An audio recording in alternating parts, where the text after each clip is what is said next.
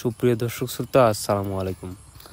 তো বরাবরের মতো আজকে আমি আপনাদের মাঝে নতুন একটি ভিডিও নিয়ে হাজির হলাম। সেটি হলো কার্পু মাছের পোনা, দেশি কার্পু মাছের পোনা। দেখেন, লাল কালো সব কালার মিলে রয়েছে কার্পু মাছের পোনা। এই মাছগুলো আমরা হোম ডেলিভারির মাধ্যমে বিক্রি করে থাকি।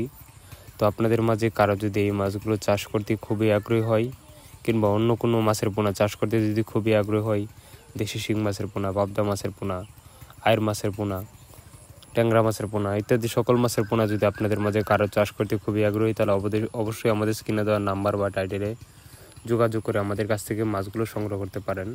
আমাদের কাছে অ্যাভেলেবেল সকল প্রকার মাছের পোনা ও রেণু বিক্রি করা হচ্ছে।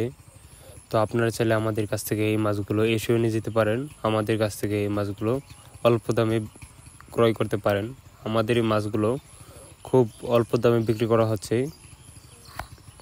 সারা বাংলাদেশে এই মাছগুলো হোম ডেলিভারি দেওয়া হয়। আপনারা যদি চিটাগাং, খুলনা, রাজশাহী, বগুড়া অথবা কুমিল্লাতে যে কোনো জায়গাতে থাকেন, তাহলে অবশ্যই এই মাছগুলো সংগ্রহ করতে পারেন।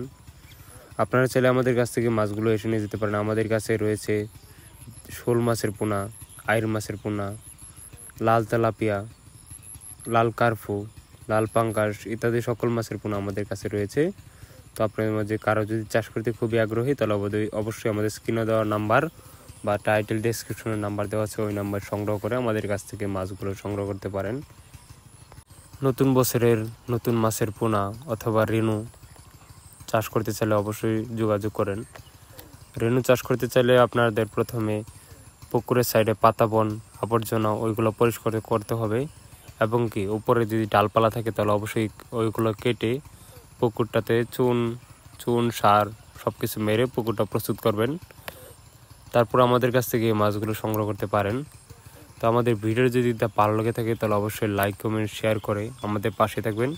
এবং কি আপনি যদি আমাদের ভিডিওটি পেজ থেকে দেখে থাকেন, অবশ্যই আমাদের পেজটিকে ফলো করে রাখবেন। আর ইউটিউবে যদি নতুন দেখে থাকেন তাহলে অবশ্যই ইউটিউবটি সাবস্ক্রাইব করে রাখবেন। ধন্যবাদ।